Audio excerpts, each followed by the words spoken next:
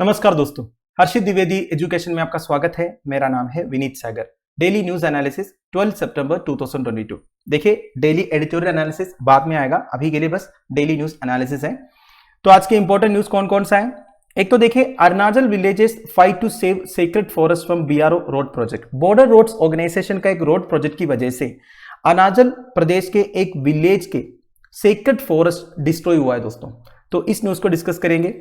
फिर United states of America $450 million का एक पैकेज अनाउंस किया है पाकिस्तान F-16 फाइटर जेट्स का रीफिट के लिए, बेसिकली मॉडिफिकेशन के लिए। तो इंडिया ऑब्जेक्ट किया है, एक मीटिंग हुआ था दिल्ली में, वो देखेंगे। फिर देखिए, सेंटर की तरफ से कोविड-19 पैंडेमिक के टाइम पर कितने हेल्थ वर्कर्स का डेथ हुआ है उसके बारे में एक डाटा आया है, पर ये डाटा में थोड़ा सा कॉन्ट्रडिक्शन है दोस्तों। अलग अलग टाइम पर सेंटर की तरफ से जो डाटा आया है वो गलत है, मतलब डिफरेंस है, वो देखेंगे। फिर देखिए, उत्तर प्रदेश में ग्लोबल इन्वेस्टर्स समिट होने वाला है जनवरी 2023 में। वैसे उत्तर प्रदेश का टारगेट यह है 2027 तक उत्तर प्रदेश को $1 ट्रिलियन इकोनॉमी बनाएंगे। तो इस न्यूज को भी देखेंगे। वैसे आज 4 ही इंपॉर्टेंट न्यूज है दोस्तों, क्योंकि आज मंडे है। आपको पता ही होगा मंडे को न्यूज कम रहते हैं क्योंकि संडे को ऑफिसेस की छुट्टी रहती है। वर्ड ऑफ द डे देख लेते हैं, सबटेरेनियन, अंडर द ग्राउंड। ये सबटेरेनियन, केव, पैसेज, टनल, ये सब आपने सुना होगा। तो ग्राउंड के नीचे, अंडरग्राउंड जो होते हैं ना दोस्तों, इसे सबटेरेनियन बोलते हैं। तो आगे जाने से पहले लेक्चर पर लाइक का बटन, चैनल को अब तक शेयर एंड सब्सक्राइब नहीं किया हो तो कर लीजिएगा। हमें सपोर्ट करने के लिए आप सुपर थैंक्स का ऑप्शन क्लिक कर सकते हो। सबसे पहला news, Arunachal villages fight to save sacred forest from BRO road project. GS paper 3 defence environment degradation में न्यूज आपको काम आएगा। देखिए, अरुणाचल प्रदेश में सेलाब पास के बारे में आपने सुना होगा। सेलाब पास का लोकेशन मैं आपको दिखा देता हूं। अरुणाचल प्रदेश स्टेट का वेस्टर्न डायरेक्शन में, basically Tawang and West Kameng districts के बॉर्डर में है दोस्तों ये जो सेलाब पास है। वैसे लाम मतलब क्या होता है? पास होता है। नाउ ये एक हाई आल्टीट्यूड माउंटेन पास है। बेसिकली इसका एलिवेशन है 13,700 फीट, दैट इज 4,170 मीटर। तो ये Indian Buddhist town of Tawang को दिरांग एंड गुवाहाटी से कनेक्ट करता है। तवांग मोनास्ट्री के बारे में आपने सुना होगा, इंडिया का लार्जेस्ट बुद्धिस्ट मोनास्ट्री है। और इधर से नेशनल हाईवे 13 भी पास होता है दोस्तों। तो ये भी ध्यान दीजिएगा, सेलाब पास से है national highway 13, previously national highway 229 था ये। वैसे इस पास के आसपास वेजिटेशन कम है, majority of the time snow covered रहता है, क्योंकि देखिए इतना ऑल्टीट्यूड में ये पास है तो स्नो कवर्ड तो रहेगा ही। नाउ पास के आसपास में अप्रोक्सीमेटली 101 लेक्स है जो टिबेटन बुद्धिज्म के लिए सेक्रेड है। इसमें one of the important lake है सेला लेक।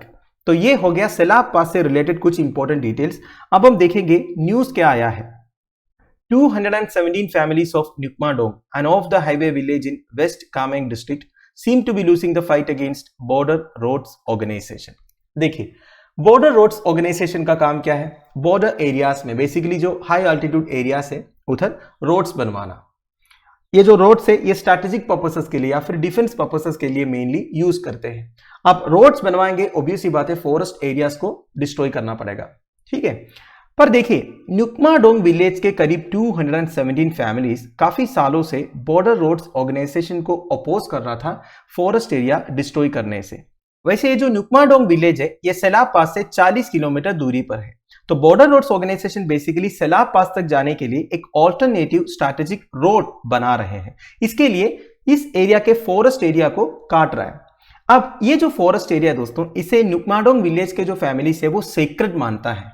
और विलेजेस का कहना यह है 80% of 36 square kilometre sacred forest area already destroy हो चुका है। तो काफी सारे heritage trees, valuable trees and medicinal plants भी काट दिया गया for the construction of the road. तो ये नया रोड से केवल नुकमाडोंग विलेज के लोग नहीं अफेक्ट हो रहा है, और भी इंपैक्टेड एरिया से लाइक ग्यांद्रा भ्रांगसा, हल्फतांगमू, पेनपेटांग, चंदुफू, यांगफू, चंगफुनाकफू एक्सेट्रा। मेरी प्रोनाउंसिएशन गलत हो सकता है, सॉरी फॉर दैट। वैसे इंपॉर्टेंट चीज है दोस्तों, फू मतलब क्या होता है? देखिए, फू मतलब ट्रेडिशनल होली साइट्स है। बेसिकली उधर के लोकल कम्युनिटीज जिन एरियाज को सेक्रेड मानता है उसे फू बोलते हैं, ठीक है। तो ये जो चंदुफू, यांगफू, चांगफुनाकफू ये सब ट्रेडिशनल होली साइट्स है, ठीक है। Now Kolkata based south Asian forum for environment के हिसाब से ये जो रोड प्रोजेक्ट है ये लोकल ट्राइबल कम्युनिटी के राइट्स को इग्नोर कर रहा है, फॉरेस्ट इकोसिस्टम को डिस्ट्रॉय कर रहा है जिसके ऊपर वो डिपेंडेंट है। वैसे World Wide Fund for Nature इस एरिया को as a community reserve forest declare किया था because of its rich biodiversity. World Wide Fund for Nature एक नॉन गवर्नमेंटल ऑर्गेनाइजेशन है दोस्तों, ये डिक्लेयर करने से कुछ नहीं होता। As a community reserve forest अगर गवर्नमेंट डिक्लेयर किया है तो उस एरिया को प्रोटेक्शन मिल जाएगा, ठीक है। वैसे कम्युनिटी रिजर्व फॉरेस्ट मतलब क्या होता है, मतलब एक पर्टिकुलर फॉरेस्ट एरिया का प्रिजर्वेशन, कंजर्वेशन, प्रोटेक्शन, ये सब उधर के लोकल ट्राइबल कम्युनिटी को देते हैं, उन्हीं की रिस्पॉन्सिबिलिटी होगी उस एरिया को प्रिजर्व करना, ठीक है।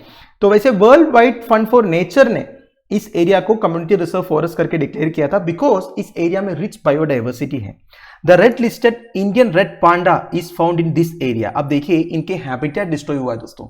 Indian red panda already red listed है, इनके ऊपर थ्रेट्स है, तो अभी ये फॉरेस्ट एरिया काटेंगे तो इनके लिए हैबिटेट नहीं मिलेगा। Now, community representatives said that deforestation affected their traditional holy sites locally called Fu। ये मैंने आपको बता दिया।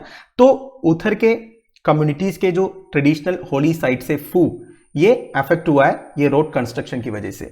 वैसे दोस्तों ये रोड का नाम और डिस्टेंस में बताना भूल गया, 34 किलोमीटर रोड है from Banga Janga Gompa to NGA-GG, that is BJG-NGG। अगला है India raises objection to Pakistan F-16 refit। GS paper 2 effect of policies of developed countries over India's interest में ये न्यूज आपको काम आएगा। Recently दिल्ली में ऑफिशियल मीटिंग्स कंडक्ट हुआ with US assistant secretary of state Donald लू।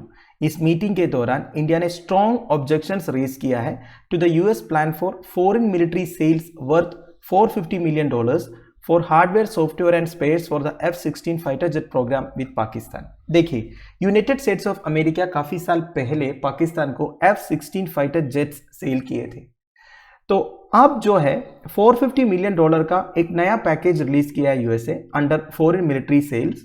तो इन पैसों से ये जो F-16 फाइटर जेट्स पाकिस्तान के पास है उनमें हार्डवेयर, सॉफ्टवेयर एंड स्पेयर्स का अपग्रेडेशन होगा।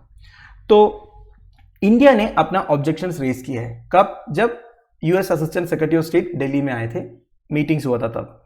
वैसे जब पाकिस्तान को यूएसए ने F-16 फाइटर जेट्स सेल किए थे ना, तभी इंडिया ने ऑब्जेक्शंस रेज किया था। फॉर एग्जांपल 2016 में हमारा मिनिस्ट्री ऑफ एक्सटर्नल अफेयर्स ने एक ऑफिशियल स्टेटमेंट इशू किया था expressing its disappointment of the planned sale of F-16। Then foreign secretary S Jaishankar, जो अभी हमारे एक्सटर्नल अफेयर्स मिनिस्टर है, उन्होंने यूएस एम्बेसडर को समन भी किया था ये प्रोटेस्ट एक्सप्रेस करने के लिए। पर इस बार मिनिस्ट्री ऑफ एक्सटर्नल अफेयर्स की तरफ से कोई स्टेटमेंट नहीं आया है, पब्लिक कमेंट भी नहीं आया है, क्योंकि देखिए अभी कोई नया एयरक्राफ्ट तो नहीं आ रहा है, फिर भी जो प्रेजेंट एयरक्राफ्ट है उसमें मॉडिफिकेशन होगा, अपग्रेडेशन होगा। तो मिनिस्ट्री ऑफ एक्सटर्नल अफेयर्स की तरफ से कोई ऑफिशियल स्टेटमेंट नहीं आया है अपना प्रोटेस्ट एक्सप्रेस करने के लिए। पर देखिए जब ऑफिशियल मीटिंग्स कंडक्ट हुआ US assistant secretary of state Donald लू के साथ, तब इंडिया ने स्ट्रॉन्ग ऑब्जेक्शंस रेज किया है। पर इससे भी ज्यादा पावरफुल होगा अगर मिनिस्ट्री ऑफ एक्सटर्नल अफेयर्स की तरफ से एक ऑफिशियल स्टेटमेंट आने से। अब देखिए बात यह है ना दोस्तों, पाकिस्तान बोलते हैं कि F-16 फाइटर जेट्स होने चाहिए काउंटर टेररिज्म ऑपरेशंस के लिए, पर इंडिया को पता है पाकिस्तान टेररिज्म को सपोर्ट करता है और ये जो F-16 फाइटर जेट्स है वो सबसे पहले इंडिया के अगेंस्ट ही यूज करेंगे, ठीक है। तो US assistant secretary of state mister Donald लू का कहना यह है ये जो FMS F-16 पैकेज है $450 मिलियन का, ये मेंटेनेंस डील है, जो एक्सिस्टिंग एयरक्राफ्ट है उसका मेंटेनेंस के लिए पैकेज है। ऐसा नहीं कि हम कोई नया एयरक्राफ्ट पाकिस्तान को दे रहे हैं। तो जब तक पाकिस्तान F-16 एयरक्राफ्ट यूज करते रहेंगे तब तक यूएसए उन्हें सपोर्ट करते रहेंगे बेसिकली एयरक्राफ्ट मेंटेनेंस के लिए। So clearly this is a safety and maintenance programme.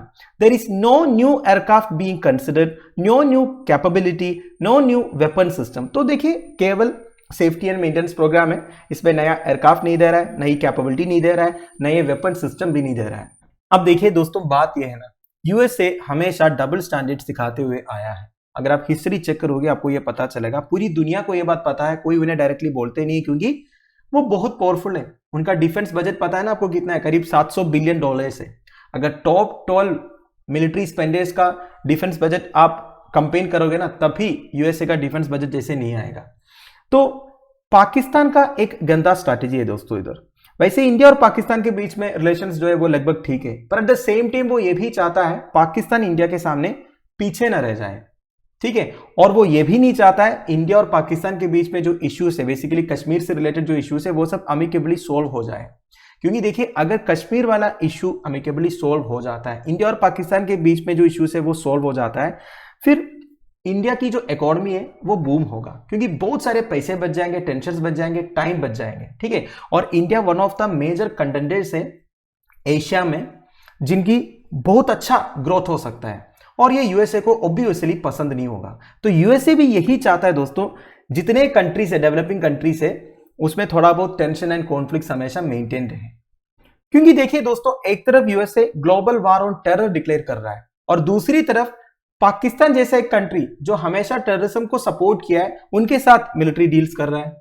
और देखिए मिस्टर डोनाल्ड लू हमें थोड़ा सा मनाने के लिए, बेसिकली हमें थोड़ा सा खुश करने के लिए ये बोल रहा है, US is not seeing any sincere effort by Beijing to resolve the dispute. India China के बीच में जो डिस्प्यूट चल रहा है उसे सोल्व करने में चाइना की तरफ से कोई सिंसियर एफर्ट नहीं दिख रहा है। तो ये बोलने से इंडिया खुश हो जाएगा, है कि नहीं?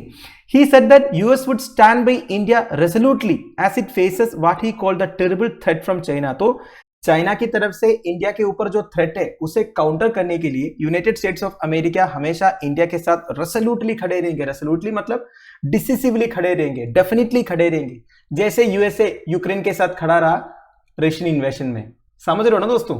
वैसे ऐसा भी न्यूज सुनने को मिला है दोस्तों, जो बिडेन का जो एडमिनिस्ट्रेशन है वो पाकिस्तान का शहबाज शरीफ गवर्नमेंट के साथ फिर से टाइज बनाने वाला है। तो ये सब इंडिया को भी पता है, ऐसा भी प्लान चल रहा है करके, इसलिए इंडिया भी आजकल यूएस पॉलिसीज को उतना सपोर्ट नहीं करता। जैसे कल हमने आपको एक न्यूज बताया था, India state out of the trade pillar of Indo Pacific economic framework. USA ये चाहता था इंडिया भी इसमें ज्वाइन कर ले, पर इंडिया ने डिप्लोमेटिकली बोला नहीं भाई, हम नहीं आएंगे, क्योंकि ये जो ट्रेड एग्रीमेंट है ये डेवलपिंग इकोनॉमीज को डिस्क्रिमिनेट कर सकता है over issues like environmental commitments, labour standards, digital loss etcetera. अब इस फ्रेमवर्क के बारे में ज्यादा नहीं बता रहा हूं, कल के डेली न्यूज वीडियो देखिए, उसमें हर्षित शाह ने एक्सप्लेन करके रखा हुआ है। और देखिए आपको पता ही होगा, रशिया से ऑयल खरीदने के लिए हमें मना किया था, और हमने बोला नहीं, हमें तो चीप रेट में रशिया से ऑयल मिल रहा है तो हम खरीदेंगे, ये हमारी पॉलिसी है। यूएसए ने भी मना किया था, तभी हमने खरीदा। फिर यूएसए ने G7 लेड कोलिशन भी सेटअप किया था रशियन ऑयल के ऊपर प्राइस कैप्स एनफोर्स करने के लिए, इसमें भी इंडिया ने ज्वाइन नहीं किया। वैसे आपको यह भी पता होगा, यूनाइटेड नेशंस ऑर्गेनाइजेशन में जब भी रशिया के अगेंस्ट वोटिंग हुआ है, इंडिया कभी भी रशिया के अगेंस्ट वोट नहीं किया, ठीक है। तो आजकल यूएस की जो पॉलिसी है, यूएस की जो प्लान है, उसे हम सपोर्ट नहीं करते हैं जैसे हम पहले करते थे, क्योंकि अपना इंडिपेंडेंट पॉलिसी है। वैसे देखा जाएगा तो इंडिया और यूएसए के बीच में जो रिलेशन है उससे काफी बेहतर रिलेशन है इंडिया और रशिया के बीच में। यूएसए से ज्यादा हम रशिया को ट्रस्ट कर सकते हैं अगर हिस्ट्री चेक करेंगे। ऊपर से पीएम मोदी जी ने ईस्टर्न इकोनॉमिक फोरम में ये बोला था that India wants to step up its energy ties with Russia. Russia के साथ जो एनर्जी टाइज है उसे और इंप्रूव करना चाहता है इंडिया। ये तो यूएसए को बिल्कुल अच्छा नहीं लगा होगा, है कि नहीं? ये सबके अलावा इसी वीक होने वाला है SCO summit, Shanghai Cooperation Organisation का समिट, जो उज्बेकिस्तान में होगा, समरखंड में, where PM Modi will be joined by leaders of Russia, China, Turkey, Iran, Belarus, Pakistan, Central Asian states etcetera etcetera, ठीक है। पॉसिबली सीरिया भी आएंगे, तो ये भी वाशिंगटन को अच्छा नहीं लगेगा। तो कुल मिला के यूएसए का डबल स्टैंडर्ड समझते हुए हम आजकल यूएसए को उतना सपोर्ट नहीं करता है। अगर यूएसए को इंडिया के साथ कुछ रिलेशंस बनाना है तो ठीक है, हम देखेंगे, जैसे कि क्वाड फॉर्म किया है जिसमें India, US, Australia and Japan है। अब उसमें भी यूएसए का हिडन प्लान्स है। अब यूएसए का इंडिया के साथ कोई गहरी दोस्ती नहीं है, बस यूएसए इंडो पैसिफिक एरिया में एक डोमिनेंस बनाना चाहता है और चाइना को काउंटर करना चाहता है। ऐसा नहीं इंडिया के साथ दोस्ती बढ़ गया और क्वाड फॉर्म किया, क्वाड के बाद उन्होंने ऑकस फॉर्म किया, है कि नहीं? अब पाकिस्तान के साथ भी एक पता नहीं अलायंस बनाने का प्लान चल रहा है, ठीक है। तो रिसेंटली हमारा गवर्नमेंट ऑफ इंडिया का कुछ फॉरेन पॉलिसीज देखते हुए ये समझ में आ रहा है, हमारी पॉलिसी आजकल बहुत इंडिपेंडेंट हो गया है। हम किसी की बात नहीं सुनते, किसी भी कंट्री का कंट्रोल या इन्फ्लुएंस हमारी फॉरेन पॉलिसीज में होने हम नहीं देते हैं। अगला है 974 हेल्थ वर्कर्स डाइड ऑफ कोविड-19 centre, GS paper 2, issues related to health में न्यूज आपको काम आएगा। कोविड-19 के अगेंस्ट फाइट करते वक्त कितने हेल्थ वर्कर्स का डेथ हुआ इंक्लूडिंग डॉक्टर्स, और उन्हें कितना इंश्योरेंस कॉम्पनसेशन मिला, इसके बारे में गवर्नमेंट की तरफ से जो डाटा आ रहा है दोस्तों, उसमें कॉन्ट्राडिक्शंस नजर आ रहा है।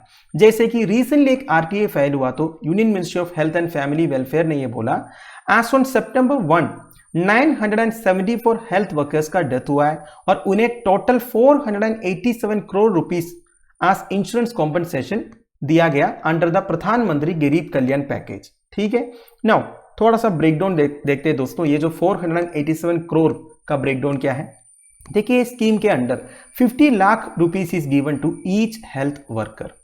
ठीक है, तो ये 974 में 206 डॉक्टर्स थे एंड उन्हें 103 करोड़ दिया गया एंड अदर 768 हेल्थ वर्कर्स थे including nurses, community workers, other staff, उन्हें 384 करोड़ रुपीस दिया गया। ये हो गया एक डाटा। अब दूसरा डाटा देखिए दोस्तों, Mansukh Mandaviya union minister for health and family welfare Rajya Sabha में ये बोला था कि 808 करोड़ रुपीस डिसबर्स किया है to 1616 beneficiaries including doctors under the प्रधानमंत्री गरीब कल्याण पैकेज टिल जनवरी 31। तो इधर बेनिफिशियरीज हो गया 1616 और इधर है 974।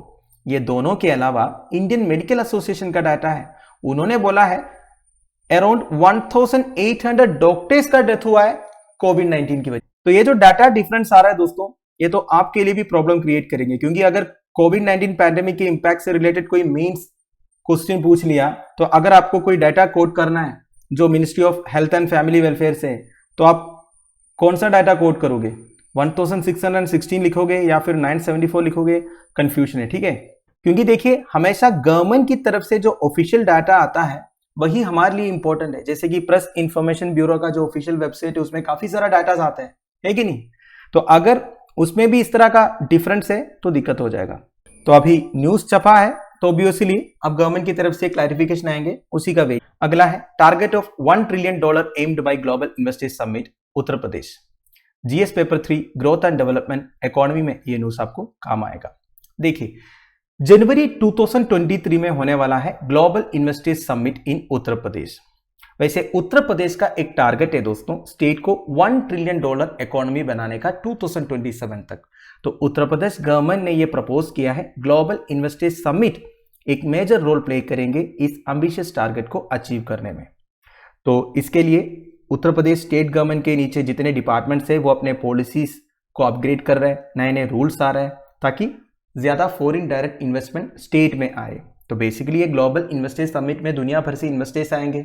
अगर एम्बिएंट एटमॉस्फेयर है उत्तर प्रदेश में तो उधर वो इन्वेस्ट करेंगे। तो इसी तरह उत्तर प्रदेश स्टेट की जो इकोनॉमी है वो $1 ट्रिलियन इकोनॉमी बन जाएगा। वैसे Uttar Pradesh state government Indian external affairs ministry को 93 Indian embassies in different countries को फॉरेन ऑर्गेनाइजेशंस को लेटर्स भी लिखा है requesting them to help the state for the Global Investors Summit 2023 and to figure out the sectors and industries abroad from where the investment could come in Uttar Pradesh. तो देखिए उत्तर प्रदेश काफी मेहनत कर रहे हैं दोस्तों, उन्होंने काफी सारे लेटर्स लिखा है एम्बसीज को, फॉरेन ऑर्गेनाइजेशन को, उन्हें हेल्प करने के लिए। मतलब कहां से यूपी में इन्वेस्टमेंट आ सकता है ये फिगर आउट करने के लिए इन्होंने पूछा है। वैसे उत्तर प्रदेश पिछले 5 साल में 50,000 करोड़ से ज्यादा इन्वेस्टमेंट रिसीव किया है दोस्तों बाहर से। तो उत्तर प्रदेश स्टेट गवर्नमेंट इस बार काफी मेहनत कर रहे हैं दोस्तों, 17 कंट्रीज में अपने कैबिनेट मिनिस्टर्स को भेज रहा है बेसिकली इन्वेस्टमेंट्स अट्रैक्ट करने के लिए, लाइक यूएसए में, यूएई में, Canada, Sweden, Singapore, France, Germany, South Korea, Mauritius, Russia, Australia etcetera. Basically इन कैबिनेट मिनिस्टर्स का काम यह होगा उत्तर प्रदेश को as an investment hub showcase करना है। ठीक है, वैसे ease of doing business report index में भी उत्तर प्रदेश का परफॉर्मेंस अच्छा रहा है दोस्तों पिछले कुछ सालों से। अगर आप ease of doing business report 2020 देखोगे, इसमें उत्तर प्रदेश का पोजीशन 10 स्पॉट्स अप गए थे टू रैंक नंबर 2। तो इसका मतलब यह है यूपी को अच्छा इन्वेस्टमेंट मिल रहा है, यूपी में एक अच्छा एनवायरनमेंट है नए बिजनेस शुरू करने के लिए। वैसे देखा जाएगा तो गुजरात, तमिलनाडु, महाराष्ट्र स्टेट्स का नेचुरल एडवांटेजेस है इन्वेस्टमेंट को अट्रैक्ट करने के लिए, क्योंकि वो कोस्टल स्टेट्स है तो कनेक्टिविटी ज्यादा होगा। पर उत्तर प्रदेश आपको पता है एक लैंड लॉक्ड स्टेट है। तो देखिए मनोज कुमार अग्रवाल साहब जो हेड है department of economics Lucknow university, उनका कहना यह है दोस्तों बिग इंडस्ट्रियल इन्वेस्टमेंट अगर यूपी में अट्रैक्ट करना है तो यूपी को micro and medium scale industries में ज्यादा फोकस देना पड़ेगा, तब जाके यूपी में ज्यादा इन्वेस्टमेंट्स आ सकते। ये बात बिल्कुल सही है दोस्तों, क्योंकि कोई भी एक बिजनेस ऑपरेशन में एक इंपॉर्टेंट फैक्टर होता है कनेक्टिविटी। मतलब बनाया हुआ प्रोडक्ट्स को ट्रांसपोर्ट भी तो करना पड़ेगा ना। तो कोस्टल स्टेट्स में ये इजी है, थ्रू कार्गो शिप से ट्रांसपोर्ट कर सकता है। तो इसलिए यूपी को micro and medium scale industries में फोकस करना पड़ेगा, जिससे प्रोडक्ट्स का जो ट्रांसपोर्टेशन है वो इजी हो। ठीक है, वैसे अगर 2027 तक उत्तर प्रदेश $1 ट्रिलियन इकोनॉमी बन जाएंगे, तो ये बहुत बड़ा अचीवमेंट होगा उत्तर प्रदेश के लिए। वैसे दोस्तों एक चीज बताना मैं भूल ही गया, ये $1 ट्रिलियन इकोनॉमी का मतलब क्या होता है? मतलब उत्तर प्रदेश स्टेट का जो नॉमिनल जीडीपी है, that is gross domestic product, या फिर total value of goods and services in the state, वो $1 ट्रिलियन होना चाहिए एक साल में। ठीक है, तो जितना ज्यादा इन्वेस्टमेंट्स आएगा स्टेट में, उतना ज्यादा ये जीडीपी बढ़ने का चांसेस है। ठीक है, तो इसे बोलते हैं $1 ट्रिलियन इकोनॉमी। वैसे गवर्नमेंट ऑफ इंडिया का विजन यह है दोस्तों, 2026-27 तक इंडिया को $5 ट्रिलियन इकोनॉमी बनाएंगे, ये बात आपको पता होगा। तो दोस्तों दैट्स इट। आई होप आपको सारे न्यूज समझ में आ गया होगा। लेक्चर की पीडीएफ भी मिल जाएगा टेलीग्राम चैनल में, जिसका लिंक नीचे डिस्क्रिप्शन बॉक्स में प्रोवाइडेड है। देखिए अभी के लिए डेली न्यूज एनालिसिस है, कुछ देर के बाद डेली एडिटोरियल एनालिसिस भी अपलोड करेंगे। Thank you for watching, bye bye, have a nice day.